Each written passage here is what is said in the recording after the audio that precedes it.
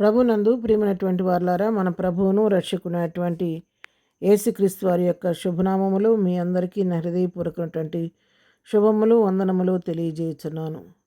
ఉదయకాల సమయంలో దేవుని వాక్యాన్ని మనం ధ్యానం చేసుకుందాము.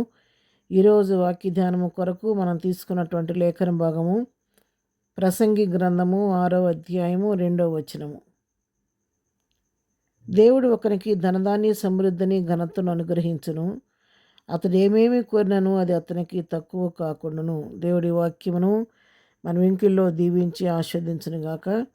దేవుడు ధనధాన్య సమృద్ధిని అనుగ్రహించే దేవుడు, దానితో పాటు ఘనతను కూడా అనుగ్రహించే దేవుడు. అవును ప్రియులారా, మన దేవుడు కృపా సమృద్ధి కలిగిన దేవుడు కాబట్టి ఆయన తను ఆశ్రయించిన వారికి, తన బిడ్డలైనటువంటి వారికి వారు ఏదడిగినా తక్కువ కాకుండా సమృద్ధిగా ఇచ్చే దేవుడు. వారి యొక్క కొదువులన్నీ తీర్చే దేవుడు. సమృద్ధిని, ధనధాన్య సమృద్ధుడు, ధనములో సమృద్ధి, ధాన్యములో సమృద్ధి అనుగ్రహించే దేవుడు. ఏమీ కొదువు రానికోకుండా మరి సమస్తాన్ని అనుగ్రహించే దేవుడు మన దేవుడు. ఆయన యొద్దకు వచ్చి వారిని ఎంతమాత్రం ఆయన త్రోసివేసే దేవుడు కాదు. దరిచేరితే పొమ్మనే దేవుడు కాదు. వరమడిగితే కాదనే దేవుడు కానే కాదు.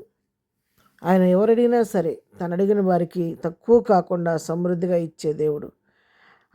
అణచి కుదిల్చి పొంగి పొర్లే విధంగా ఇచ్చే దేవుడు. అందుకే కీర్తన అక్కడ 23వ కీర్తనలు అంటాడు, నూనెతో నా తల అంటి ఉన్నావు, నా గిన్నె నిండి పొర్లుచున్నది అంటాడు. అవును, మన గిన్నె నిండి పొర్లిపోయే విధంగా మనకు సమృద్ధిగా ఇచ్చే దేవుడు ఆయన.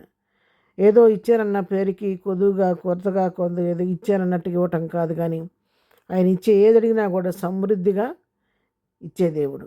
ఎందుకంటే ఆయన సమృద్ధి కలిగిన దేవుడు.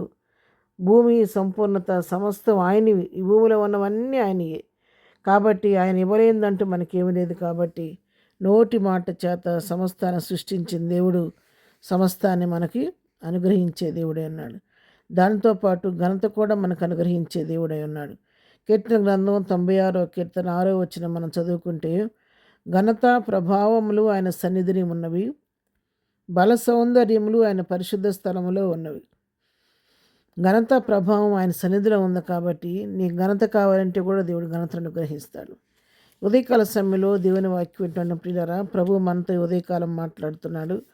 ప్రియమైనటువంటి నా కుమార్తె, నా కుమారుడా, నువ్వు ఏ చీకుతో ఏ సమస్యతో ఉన్నావు, నీలేమి అనుభవిస్తున్నావా, నీ జీవితంలో కొదువు లేకుండా ఉన్నావా, కొదువుతో ఉన్నావు, ఒకవేళ నీకు ఈ సమృద్ధి లేకుండా ఉన్నావా, నేను నీ సమృద్ధిని ఇచ్చే దేవుడు. చాలని జీతాలతో మరి నువ్వు ఎంతో ఇబ్బంది పడుతూ నా జీవితంలో సమృద్ధి అనేది లేదు, నేను ఎంతో మరి ఇబ్బంది పడుతున్నానని చెప్పి నువ్వు బాధపడుతున్నావా, నోరు తెరిచిన అడిగితే నేను సమస్తం నీకు సమృద్ధిగా ఇచ్చే దేవుడిని అని చెప్పి అడుగుతున్నాడు. అంతేకాదు, వాక్యం వింటుండండి ప్రియులరా, మీలో ఎవరైనా కానీ నేను ఎంత కృషి చేసినా కూడా నా పనికి ఎప్పుడు కూడా గుర్తింపు దొరకటం లేదు, నన్ను ఎవరు కూడా నా జ్ఞానాన్ని గమనించేవాళ్ళు లేరు, నా పనిని గుర్తించేవారు లేరు, ఎంత చాకరీ చేసినా కూడా నా కష్టం అంతా వ్యర్థమైపోతుంది, ఈ లోకంలో వేసం అంతా కూడా నాకు విలువ లేదు నాకు అని చెప్పి నువ్వు బాధపడుతున్నావా? ఒకవేళ మనుషులను త్రోసివేయచ్చు, కానీ దేవుడు నేను ఎన్నిక చేసి ఉన్నాను కాబట్టి ఒక దినాన్ని తప్పకుండా నీ తలపైకి ఎక్కడ అవమానపరచబడుతున్నావో అక్కడే దేవుడిని తలపైకి ఎత్తబోతున్నాడు. ఈ ఉదయకాల సమయంలో దేవుడు నీకు ఈ మాట ప్రవచన రూపంగా ఇస్తున్నాడు. ఎందుకంటే ఆయన ఘనత అనుగ్రహించే దేవుడు, సమృద్ధి మాత్రం ఘనతనిచ్చే దేవుడు.